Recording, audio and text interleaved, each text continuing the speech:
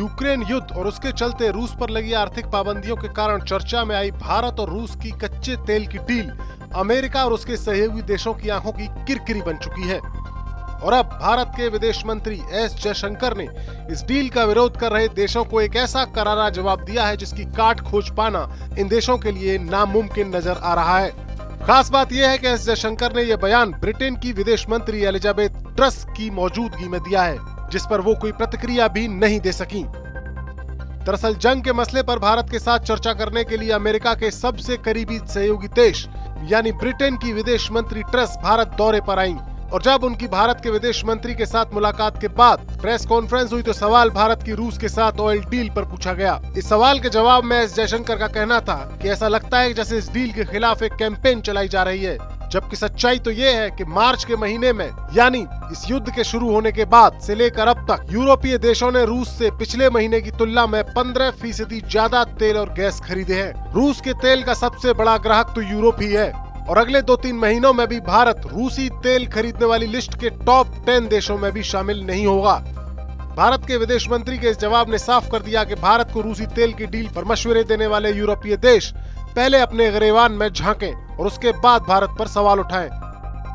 दरअसल इस युद्ध के चलते अमेरिका ने रूस पर जो पाबंदियां लगाई हैं उनके तहत रूस को इंटरनेशनल पेमेंट के सिस्टम स्विफ्ट से बाहर कर दिया गया है। लेकिन रूस ने इस पाबंदी की काट के लिए डॉलर की बजाय लोकल करेंसी में डील करने का फॉर्मूला इजाद कर लिया है और इसी के तहत भारत के साथ भी रुपया रूबल समझौता करने की तैयारी है, जिस पर अमेरिका और उसके सहयोगी देश आंखें तरे रहे हैं।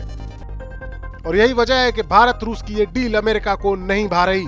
अब खबर यह है कि रूस इस डील के तहत भारत को $35 प्रति बैरल के हिसाब से कच्चा तेल बेचेगा, जो यूक्रेन युद्ध के शुरू होने से पहले का इंटरनेशनल भाव है। युद्ध शुरू होने के बाद कच्चे तेल के भाव आसमान छू रहे हैं, लेकिन रूस भारत को उसी रेट पर तेल बेचने का ऑफर कर रहा है जो युद्ध शुरू होने से पहले था, जिसे भारत सरकार ने कबूल कर लिया है। और अब एस जयशंकर के जवाब से यह भी साफ हो गया है कि मोदी सरकार इस मसले पर अमेरिका के दबाव के आगे झुकने नहीं जा रही है।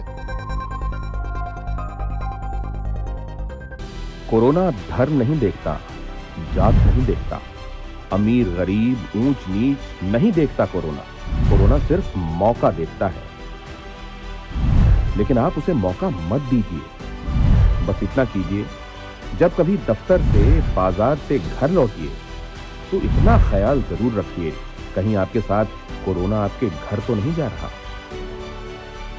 भूलिए मत, कोरोना अभी जिंदा है। अड़ी सोमवार से शुक्रवार शाम 6 बजे सिर्फ TV9 भारतवर्ष पर।